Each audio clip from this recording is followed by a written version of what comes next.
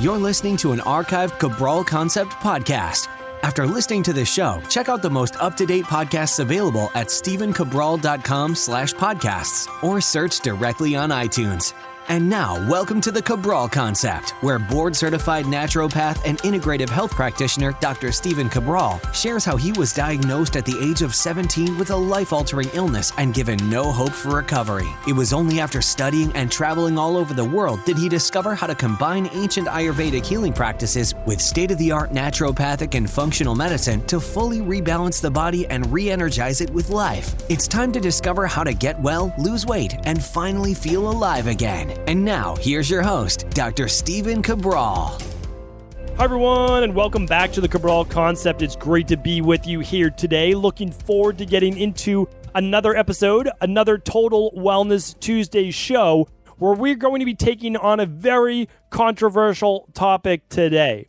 I often see on social media when someone posts a photo of this beautiful salad or all these vegetables, and they show sometimes some chickpeas or things like that.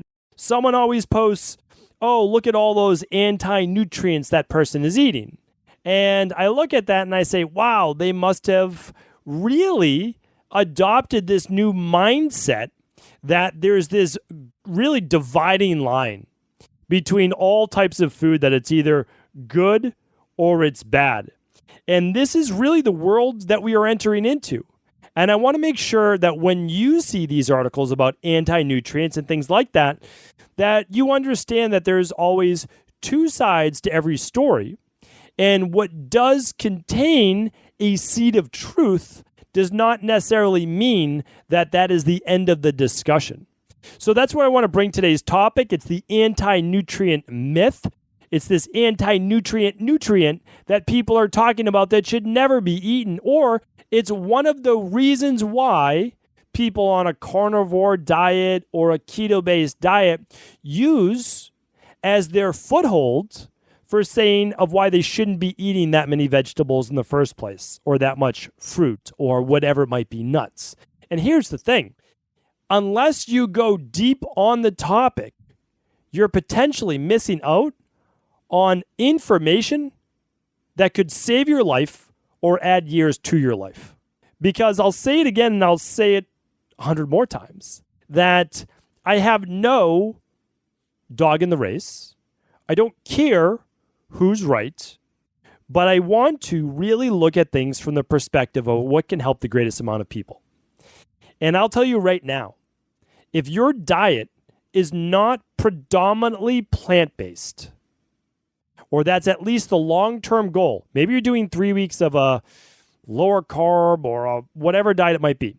If your long-term plan is not a plant-based diet that includes 7 to 9 servings of fruit and vegetables, predominantly vegetables, every day, you are not going to get the same benefits of longevity, reducing cardiovascular risk, reducing high blood pressure, type 2 diabetes, and cancer.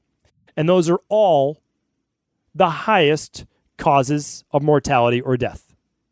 And we know that a diet rich in plant-based foods solves all of those issues.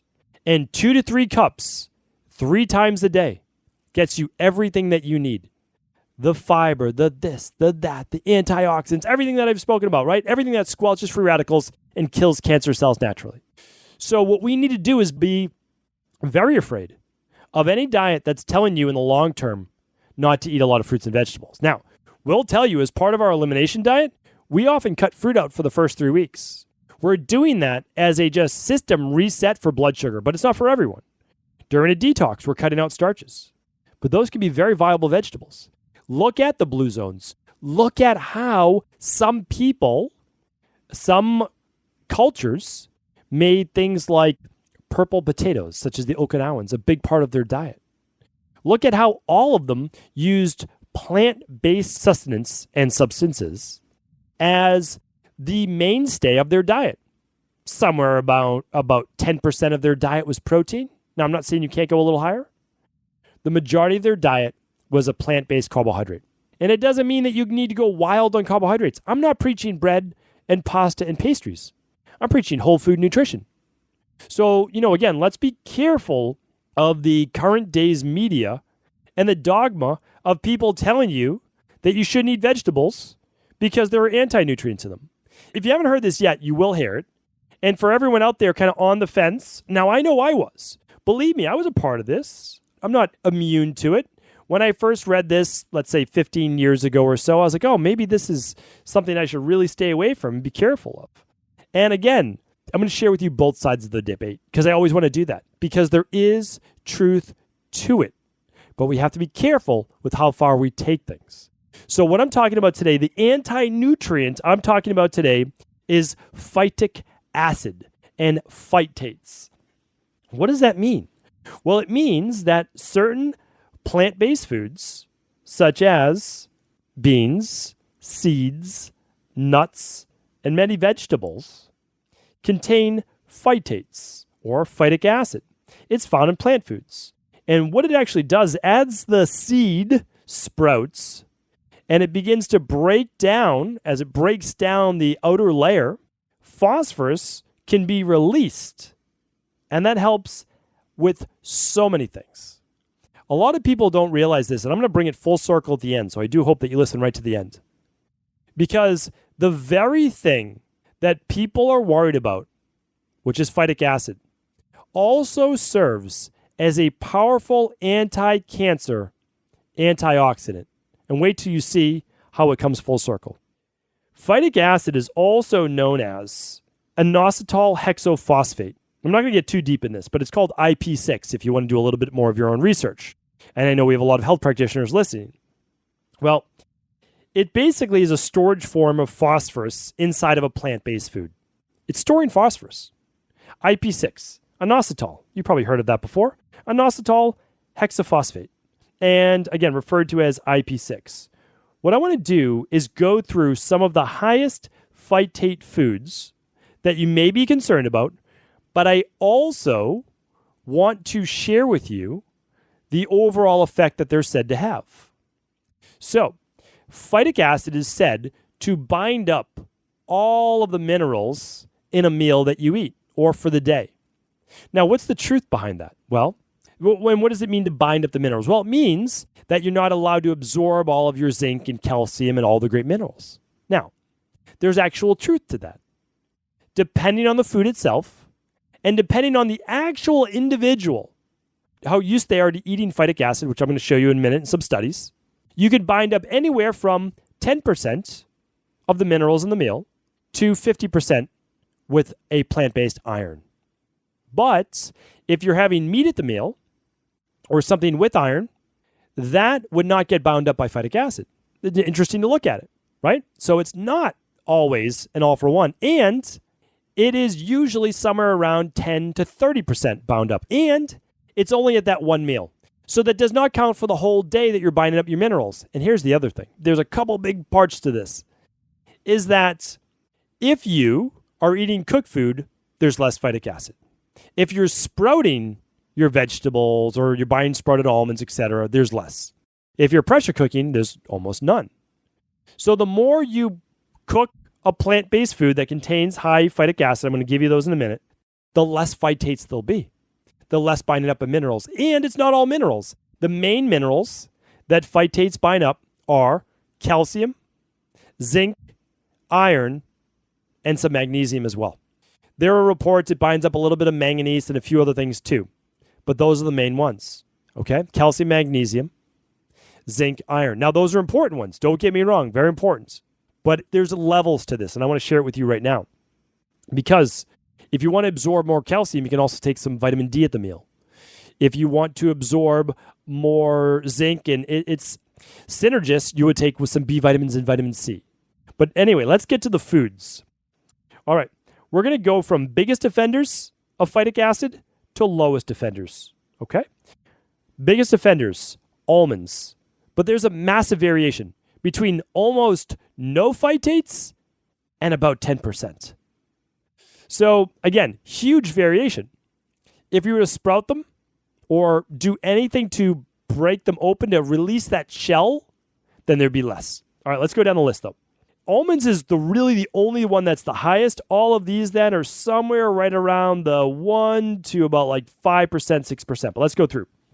Almonds, beans, lentils, Brazil nuts, hazelnuts, corn, peanuts, sesame seeds, rice bran, rice, peas, soybeans, tofu, which you can consider that one and the same, walnuts, wheat bran, and wheat germ.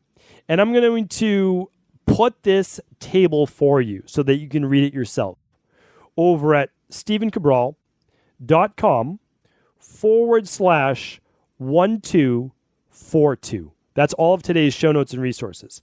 I'm also going to put up there the PubMed's published study showing the relationship between these anti-nutrients and the foods they're in as well, and the way that they block, because I want to show both sides of the argument.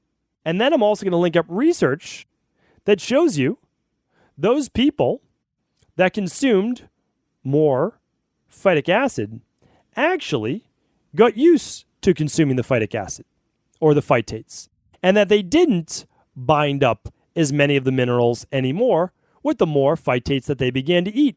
Very interesting how nature works, right?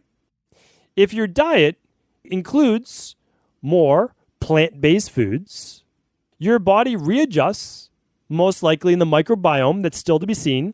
We thought originally in the research that it was through your body producing more phytase, which maybe it has some effect, maybe it doesn't. Phytase would be the enzyme to break down phytates. Anything that ends in ASE pretty much is the enzyme for it. But there may be a different mechanism. And what we're finding is, at least this study, which was done with women, and being able to better absorb iron, came with an extended period of time of eating phytates, again, over time. They were better able to absorb that iron. And it actually resulted in a huge increase, a 41% increase in absorbing iron. And I will link up the study for you. This was done in 2015 in the Journal of Nutrition. So to me, when people are spouting out on, social media, and they're saying, again, I don't see too much of it, but I certainly get the question a lot from my integrative health practitioners. What about phytic acid? What about phytates? Well, this podcast, this is for you. It's for everyone. And you can let people know that there's truth to it, just not to the level that people believe. And I'm about to share with you why it might even be an overall misnomer, because the side effects of consuming these phytates would actually be an improvement in not getting cancer, and specifically colon cancer, where the phytic acid is going in the first place, over time. All right, so let's just get a little bit deeper on this. Won't be a long show, but there's more information that I want you to know about this. Okay, the next part is this. When you want to reduce, and this is important too, when you want to reduce phytic acid in food, which I think that you should do, I still think that you should do it. I just don't think that you have to get overly worried about it, but you should do it, okay? If you can reduce phytates, great. We want to soak our beans overnight, lentils, legumes. One of the best and easiest ones to absorb are sprouted hemp hearts. I talk about that all the time. Much lower in phytates and lectins. What about soaking overnight oats? What about soaking beans? What about buying sprouted beans? Sprouted grains like a sprouted quinoa if you want.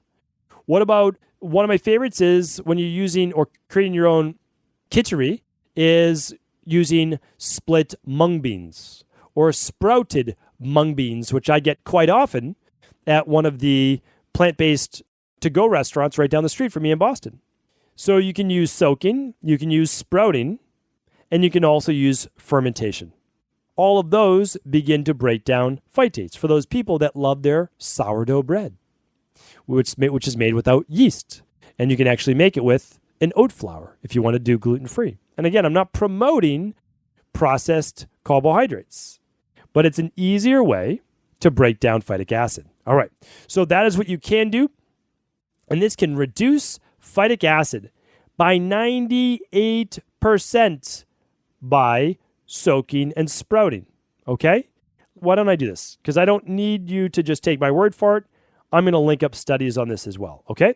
So we'll link up some studies on that too.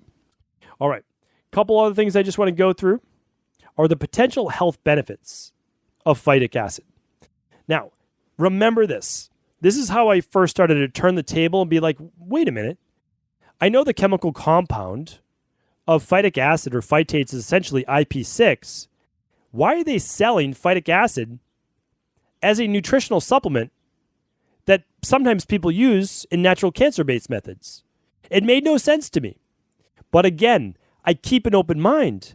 And I said, let me look into this. So what I did was I looked at the research as to why. And I realized that inositol hexaphosphate, IP6, is actually a very powerful anti-cancer. And that there's benefits being shown that it reduces the risk of colon cancer.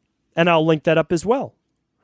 So sometimes what we see on surface level, just saying like, oh, these foods can bind up nutrients like calcium, magnesium, zinc, and iron. Those foods and foods like them must be bad.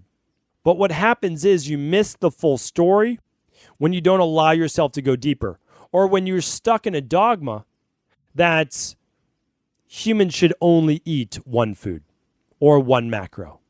Humans need fat, they need protein, and they need carbs. And that changes based on their exercise and output, their body constitution or dosha, which I've taught about many times in Ayurveda with Ayurveda. And that is, again, going to vary from person to person. But every person needs carbs, fat, and protein. And they shouldn't be wildly imbalanced. Anytime you see a diet that's 60, 70% really one thing, gets a little bit scary. And anytime you see a diet that's predominantly meat, you know, just through common sense that humans are not carnivores. We were given no tools in our own human physique to be able to kill other animals, larger animals that we're talking about, taking down a deer. I mean, good luck in nature with you charging a deer. Who do you think is going to win that one? The one with the entire bone sticking out of their head on the rack on the deer? You charging it or it charging you? I don't want you to try to see who's going to win that one. If you go after a cow, that cow will roll you over and stampede you. There's no chance. There's no chance. Humans were, and still are built for, a diet built with plant-based foods. They are able to be scavengers and they can eat some meat and fish and shellfish and some healthy fats. It honestly, like, you can look at our physiology, you can look at how our bodies are built, and I went through that as well before. On my podcast, The Mounting Evidence Against Meat, or actually why a carnivore diet, isn't healthy for you. You can just type in carnivore at stevencabral.com/podcasts. Now, again, I understand why people go on a carnivore-based diet and say that it works for them. But the problem is we're treating a diet like we would a statin drug for cholesterol in conventional medicine. You're not getting to the root cause. If you have joint pain and brain fog and you have bloating when you eat plant-based foods, it's because you have some type of fermentable-based bacteria in your gut, or yeast or fungus, or both. Candida, SIBO, and other bacteria that are imbalanced in your small intestine will ferment those foods. So I agree with you. And that's why we use a specific nutrition plan over a period of about 6 to 8 weeks that comes with the Candida bacterial overgrowth protocol. And by the way, you can test for this on an organic acids test and stool test. So all I'm saying to people is that feel better doing a carnivore-based diet is good. You now realize that you most likely had this overgrowth. And if you begin to add back in veggies and they bloat you again, run a test. It's going to be lower because you eliminated the things that feed it, but still run the labs. Because you need to get well for the long term. Because the more meat, again, I'm not saying you can't eat meat, but we know, I gave you the published studies, when protein goes above 19% of the diet, we increase IGF-1 levels in the body. As we improve or boost anabolism, IGF-1 growth hormone. Everything grows, including cancer tumor cells. So again, let's be careful. Let's always talk about balance and equilibrium rather than going too far in any one direction. Okay? So here's the other last part I want to give you. I'm not obviously against cooking foods, sprouting foods, doing all these things to lower phytic acid. I think overall, you should not be eating raw beans and raw lentils. And when you're eating nuts, I do recommend for the most part that those are sprouted or they are soaked overnight. Make them easier to digest. They're going to be much better for you in the first place. And then just to put everyone's mind at ease, I always recommend taking in a good methylated daily activated multivitamin or the daily nutritional support shake to get all of your vitamins and minerals. So you don't always have to be worried about, did I get 10% less with this meal? Did I get this? You're covered for the day. And then eat a healthy diet and diverse that gives you all of the antioxidants that will enable you to not only cut down on the cardiovascular risk, which is the number one cause of mortality, or stroke and high blood pressure, number 2, or diabetes, which is creeping in that top 3, and then, of course, cancer. And I'm going to give you the studies, the exact studies that show you how actually consuming these so-called anti-nutrients that people are speaking against actually may help you to prevent the exact intestinal-based issues that people are worried about. And one of those studies, if you want to just get right after it, was actually published in the Journal of Nutrition and Cancer. This one dates all the way back to 2006, and it's called Protection Against Cancer by Dietary IP6 and inositol. It showed that cancer cell proliferation went down with phytic acid. It showed that apoptosis, which is programmed cancer cell death, went up. It showed that immune function went up. So again, we have to be very careful what we are seeing online and understanding that sometimes there's a deeper picture to this.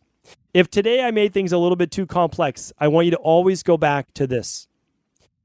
Are you getting 2 to 3 cups of fruit or vegetables at each meal? Don't combine your fruit and your veggies. They can be separate. Check out my previous podcast on that. I did a podcast on food combining. If you want, have your berries for breakfast. Have them post-workout whenever you'd like to do them. Get yourself 2 to 3 cups, ideally 3 cups, at lunch and dinner. It can be vegetables. It can include some starch, depending on your body type, depending if you need to gain weight, lose weight, etc. But if you do that, you've already taken care of the majority of your diet. You add in 1 or 2 or 3 tablespoons, if you're a larger body type, of a healthy fat, olive oil, avocado, again, a healthy, good monounsaturated fat. Do that. And then you can choose whether you want a plant-based protein, one of my favorites like hemp hearts, or you want some sardines, one of the highest in omega-3s, or if you want to eat some meat. But let that be your choice after you get in the majority of things that we know that are going to fight disease. That's what it's all about. So hopefully today's podcast was helpful. Hopefully it allows you to make an educated back argument to the people that are saying, why would you be eating all of those anti-nutrients? And you can always, of course, just direct them to the podcast. The Cabral concept is meant to be an unbiased source that you can trust. I have no dog in the race. I don't care who's right. What I care about is the truth. I care about helping people. I care about helping people live a long, healthy life, a good quality of life, so that as they age, they are not diseased. Thank you so much for tuning in. Please do feel free to share this show with anyone you believe it could serve. Take care. Before you go, I wanted to ask you this question.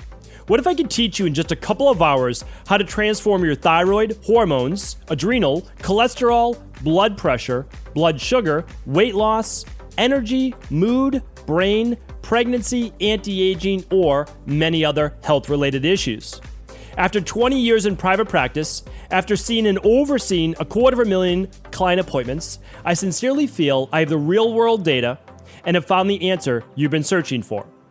So what I've done is spent hundreds of hours of my own time refining what you need to know in order to uncover your underlying root cause health issues and then begin to rebalance the body and bring it back to a state of robust health and wellness. I'm going to teach you exactly what I do in my private practice so you can understand how you got here and now what you need to do in order to heal.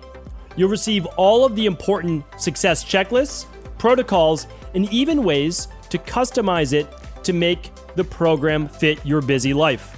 And you'll get all of this at a fraction of the price.